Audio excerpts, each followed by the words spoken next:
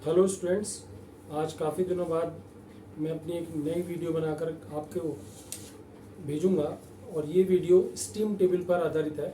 Steam table का उपयोग thermodynamics और अप्लाइड थर्मोडायनेमिक्स दोनों सब्जेक्ट में सबसे ज़्यादा यूज़फुल रहता है, क्योंकि यदि ये स्टीम टेबल हमें देखना नहीं आया तो हम अप्लाइड थर्मोडायनेमिक्स की लगभग 60% से ज़्यादा यूनिट्स को कवर नहीं कर पाएंगे और वहाँ के न्यूमेरिकल्स को हिट नहीं कर पाएंगे। और सेम यदि आप कहें थर्मोडायनेमिक्स के बारे में तो वहाँ पर एक ही चैप्टर ऐसा है जिसे प्रॉपर्टीज़ ऑफ स्टीम के नाम से जाना जाता है। तो इन दोनों के लिए ही आज हम स्टीम टेबल से वैल्यूज़ को निकालना सीखेंगे। तो शुरुआत करते हैं लेक्चर की। स्टीम टेबल यूज़फुल है थर्मोडायनेमिक्स और अप्लाइड थर्मोडायनेमिक्स के लिए। स्टीम कितने प्रकार की होती है? जब अक्सर हम अपने घरों में फ्राई पैन वगैरह में पानी रख देते हैं उबलने के लिए, तो वो पानी जब वेपर में कन्वर्ट होना शुरू हो जाता है तो कभी यदि आपने उसके ऊपर हाथ लगा करके देखा हो और हम यदि हाथ ले जाते हैं तो उसके बाद जो हमारा हाथ होता है उसमें मॉइस्चर आ जाती है, मतलब उसमें नमी आ जाती है, ऐसा लगता है जैसे पानी आ गया हो हमारे हाथ पे।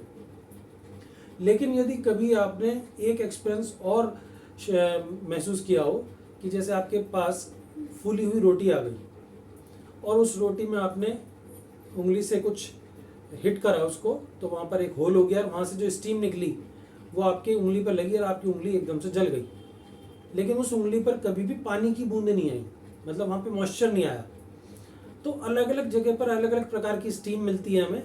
अब सबसे पहले हम ये देखते हैं कि स्टीम होती कितने प्रकार की है। स्टीम 3 प्रकार की होती है। Number 1 wet steam, number 2 dry saturated steam and number 3 superheated steam. Wet steam का क्या मतलब है? एक जो स्टीम होती है उसके अंदर क्या क्या होता है? पानी और वेपर।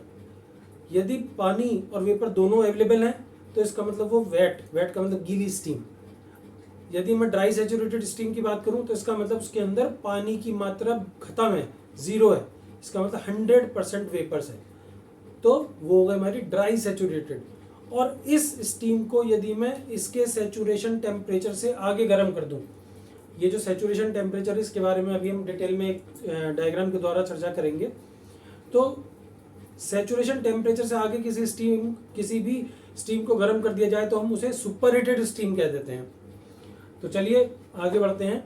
इन स्टीम्स को हम एक फ्रैक्शन से डिफरेंशिएट करने की कोशिश करते हैं जिसे कहते हैं हम ड्राइनेस फ्रैक्शन, जिसे हम एक्स से डिनोट करते हैं। और ड्राइनेस फ्रैक्शन क्या है? बेसिकली कि जो टोटल स्टीम है उसके अंदर गैस की मात्रा कितनी है, मतलब mass of gas upon mass of, इसे फ्लूइड नाम दिया गया है, लिक्विड मतलब उसमें वाटर कितना है प्लस गैस कितनी है।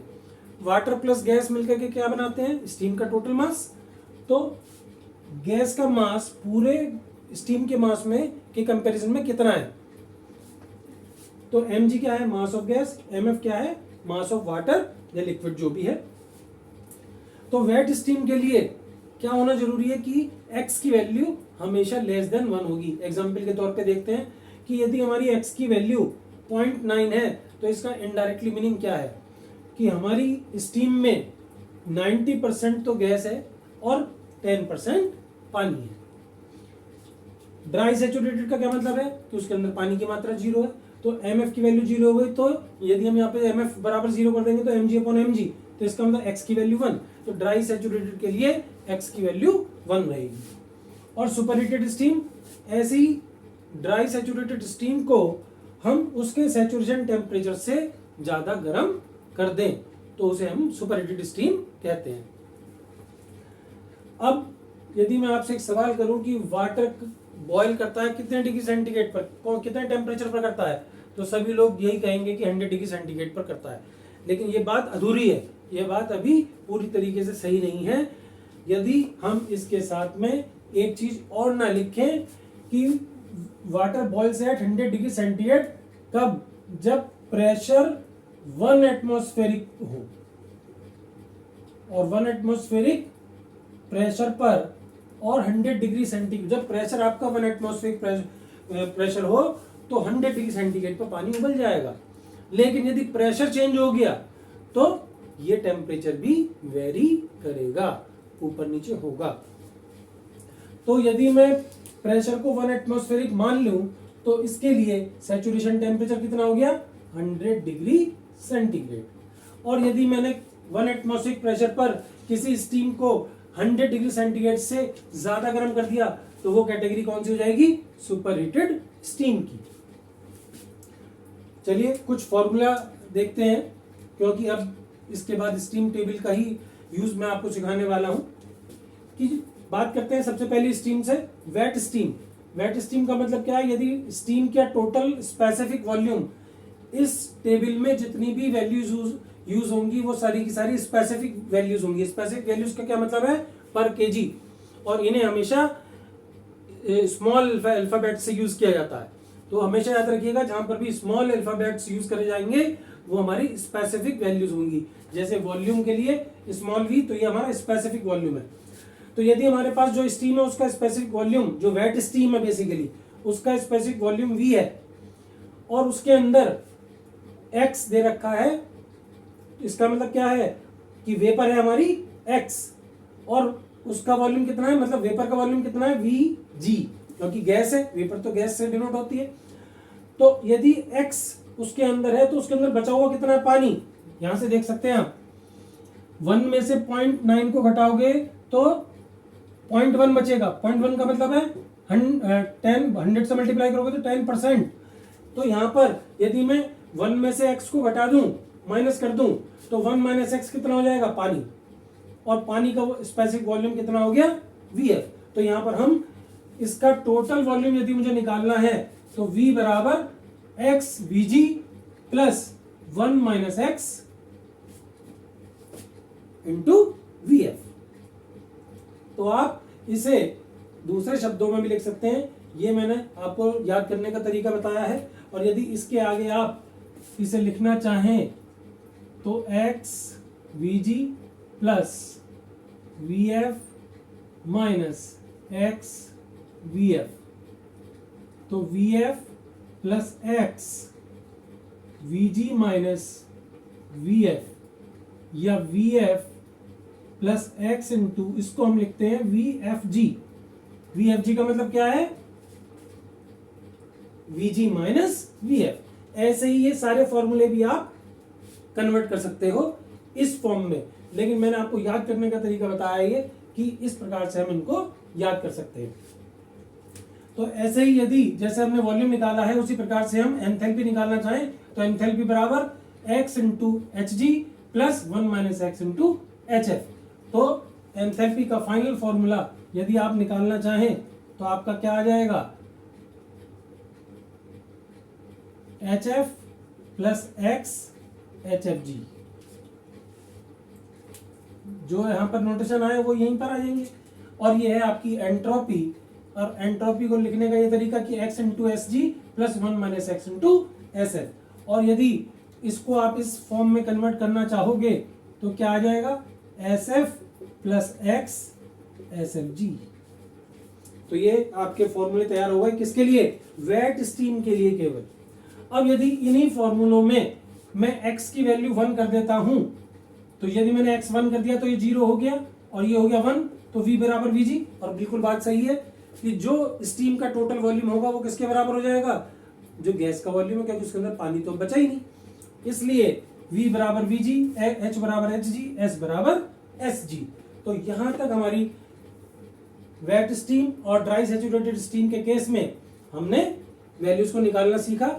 और कभी यदि हमें किसी क्वेश्चन में इंटरनल एनर्जी निकालनी है तो इंटरनल एनर्जी यू जो है उसे आप, क्योंकि वो स्टीम टेबल में कभी नहीं मिलेगी, तो हम इस फॉर्मूले से निकालेंगे H बराबर U प्लस PV, जो कि एंथैल्पी का और इंटरनल एनर्जी का एक रिलेशन होता है, जो आपने थर्मोडायनेमिक्स में भी पढ़ा होगा। तो अब बेसिकली हम स्टीम टेबल क्यों पढ़ने जा रहे हैं जब हमारे पास सारे के सारे फॉर्मूले हैं? वो इसलिए पढ़ने जा रहे हैं कि ये जो आप वैल्यूज देख रहे हैं यहाँ पर, ये VF कहाँ से आएगा, HF कहाँ से आएगा, SF कहाँ से आएगा, या VFG कहाँ से आएगा, HFG, SFG, ये जो वैल्यूज है ये हमें कहाँ से प्राप्त होंगी? ये हमें स्टीम टेबल से मिलेंगी।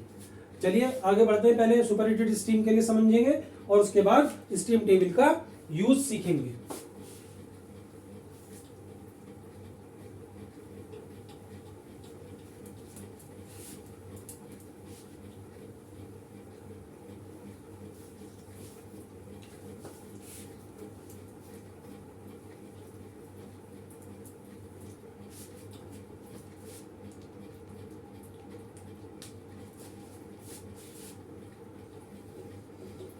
बहुत ही छोटा सा डायग्राम हम एक देखने जा रहे हैं कि जनरेशन ऑफ स्टीम एट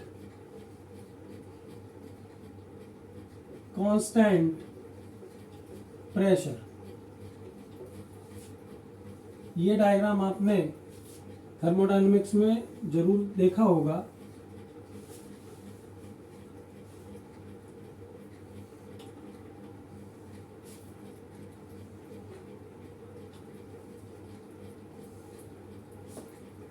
ये पूरा डायग्राम जो हम बनाने जा रहे हैं 1 एटमॉस्फेरिक प्रेशर पे बनाने जा रहे हैं। इधर हम ले रहे हैं टेम्परेचर और इधर ले रहे हैं हम हीट सप्लाइड।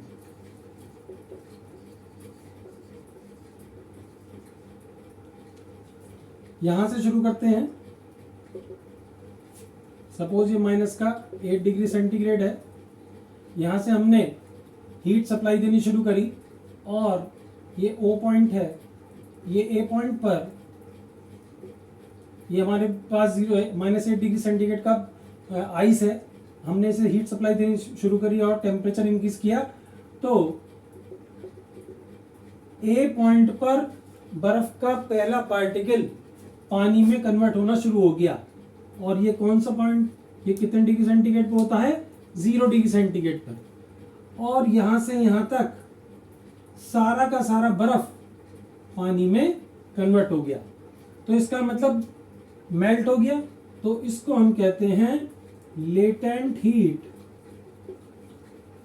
ऑफ मेल्टिंग या फ्यूजन।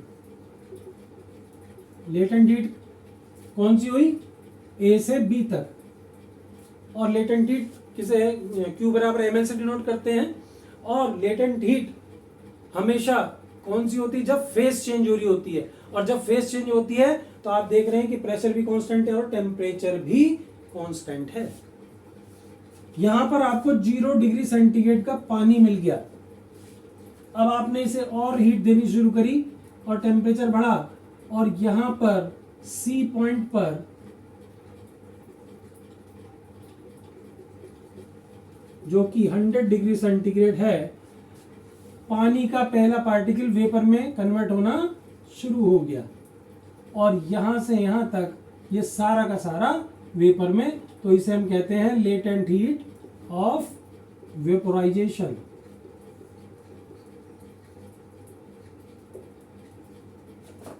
तो यहां पर आपको यहां से यहां तक आपका पूरा का पूरा स्टीम में कन्वर्ट हो गया। यहां पर शुरू हुआ स्टीम में कन्वर्ट होना पानी का पहला पार्टिकल। और यहां से यहां तक कौन सी फेज रही? Liquid plus vapour. यहां पर कौन सी फेज रही? Solid plus liquid.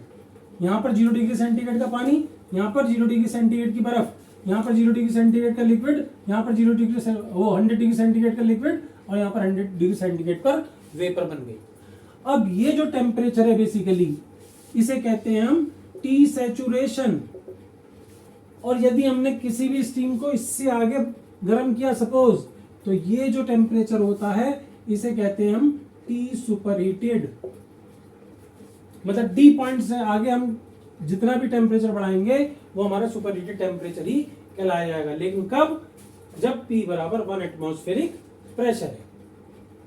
तो जो बात मैं समझाने की कोशिश कर रहा हूं इस डायग्राम के द्वारा कि सुपरहीटेड स्टीम के लिए, क्योंकि जैसे ही 100% गैस हो गई और हमने उसे और ज्यादा गर्म करना शुरू करा तो उसके बीच के पार्टिकल्स की डिस्टेंस इंक्रीज हो गई। अब मैं इसे एक रियल वो आइडियल गैस की तरह ट्रीट कर सकता हूं और ट्रीट प्रेशर मेरा कांस्टेंट है।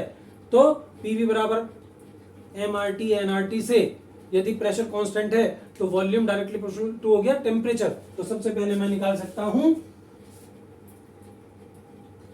PV बराबर MRT से, ये दोनों कांस्टेंट, प्रेशर कांस्टेंट, तो V directly proportional to temperature हो गया। तो मैं इस फॉर्मूले से लिख सकता हूं V superheated upon T superheated बराबर V saturation upon T saturation. और ये V सैचुरेशन कौन सा है? ये मेरा Vg के बराबर है, क्योंकि यहां पर तो 100% क्या है? वेपर है। यहाँ पर तो 100% वेपर है, यहाँ पे लिक्विड है ही नहीं। तो इसका मतलब ये ड्राई सैचुरेटेड स्टीम है, और ड्राई सैचुरेटेड स्टीम के लिए स्पेसिफिक वॉल्यूम कितना होता है सैचुरेटेड Vg के बराबर, तो हम इसकी जगह पर Vg लिख सकते हैं। ऐसे ही यदि यहां पर ड्राई सैचुरेटेड स्टीम है आपके पास और यहां पर इसकी एंथैल्पी कितनी है Hg, अभी आपने निकाली थी, तो यदि मैं H सुपरहीटेड निकालना चाहता हूं तो उसके अंदर Hg तो थी प्लस मैंने इससे आगे जो गर्म करा तो Cps T superheated minus T saturation, ये फॉर्मूला आपका जो आपने पढ़ा भी है, Q बराबर MS MC डेल्टा T। यहाँ पर क्योंकि पर केजी ले रहे हैं तो M की वैल्यू 1 हो गई, इसलिए Cp डेल्टा T। और तीसरा फॉर्मूला जो कि हमें याद रखना है कि entropy of superheated steam equals to Sg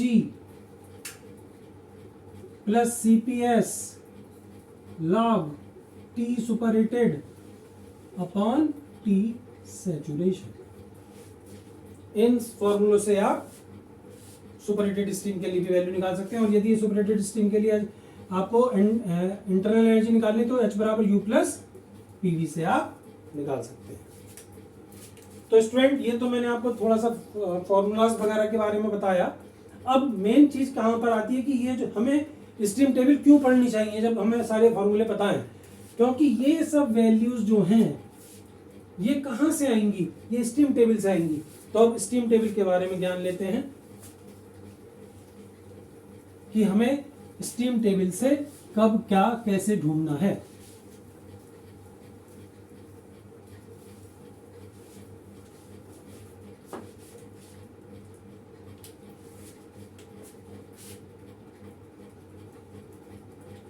steam table मैं आपको दिखाता भी रहूंगा कि स्टीम टेबल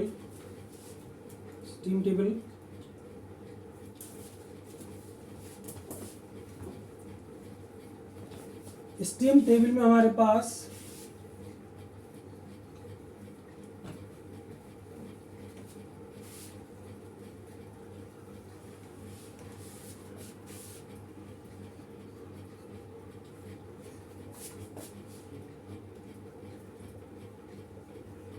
टेबल 1,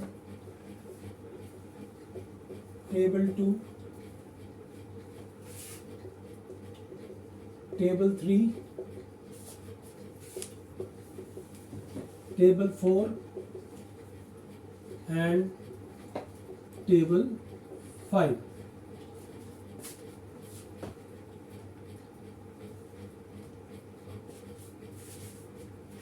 सभी स्टूडेंट्स स्टीम टेबल जो कि आपके स्क्रीन पर नजर आ रही होगी, RS खुरमी जो इनके ऑथर हैं, यही स्टीम टेबल आप लीजिएगा। इजी है देखने में और इसी से मैं समझा रहा हूँ, तो आपको इस वीडियो के माध्यम से भी इसको देखने में बड़ी आसानी होगी। जब आप इसे अंदर देखेंगे तो टेबल नंबर 1 आएगी। इस टेबल में लेफ्ट साइड पर टेम्परेचर मिलेगा और उसके बराबर में प्रेशर मिलेगा,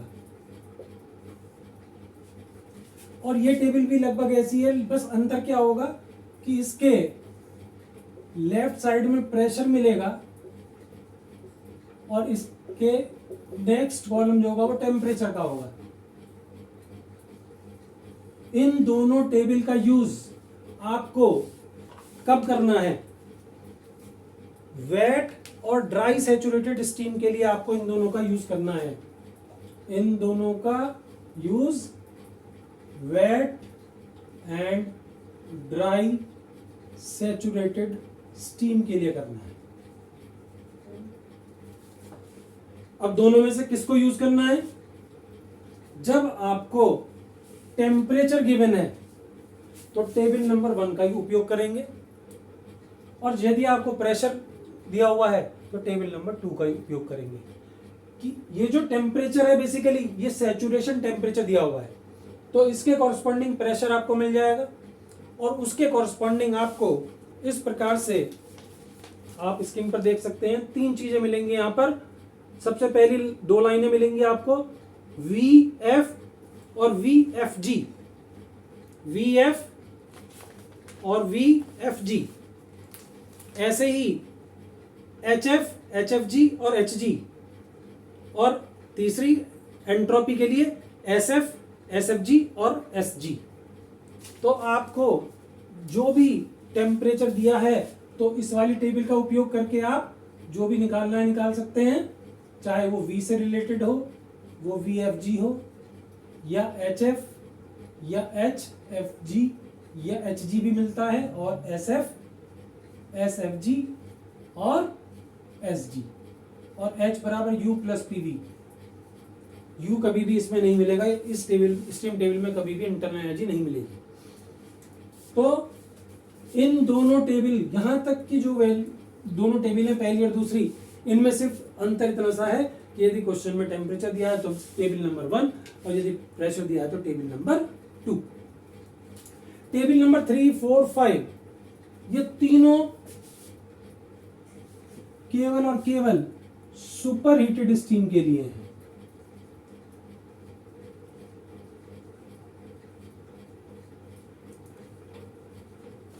अब किसी भी स्टीम को हम पता कैसे लगाएंगे वो सुपर हीटेड है। और टेबल 3 किसके लिए है? ये है स्पेसिफिक वॉल्यूम के लिए केवल, और ये है स्पेसिफिक एंथैल्पी के लिए, और ये है स्पेसिफिक एंट्रोपी के लिए। मतलब ये स्मॉल v के लिए, ये h के लिए, या ये s के लिए। इसे बल्कि सुपर हीटेड कहेंगे हम, इसे भी सुपर हीटेड कहेंगे और इसे भी सुपर हीटेड कहेंगे। लेकिन इन तीनों टेबल में आपको लेफ्ट साइड में टेम्परेचर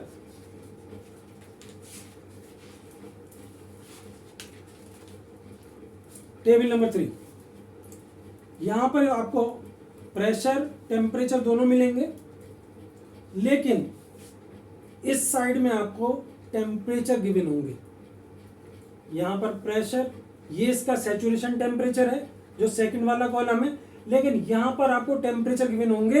वो क्यों होंगे? क्योंकि सुपर हीटेड स्टीम का क्या मतलब है? जो सैचुरेशन टेम्परेचर से भी आगे गर्म किया गया है किसी को।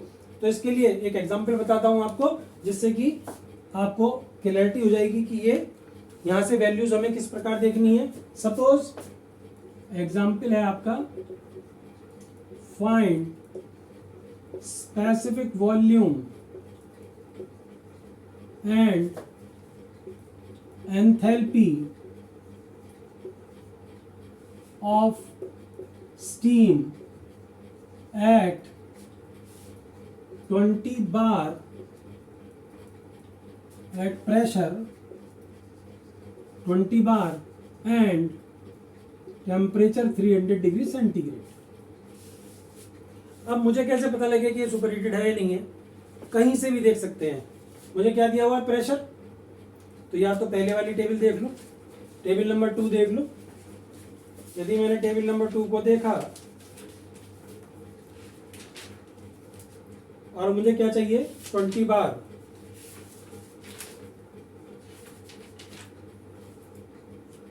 तो स्टूडेंट्स ये देखिए, 20 बार पर जो सैचुरेशन टेम्परेचर है वो है 212.4।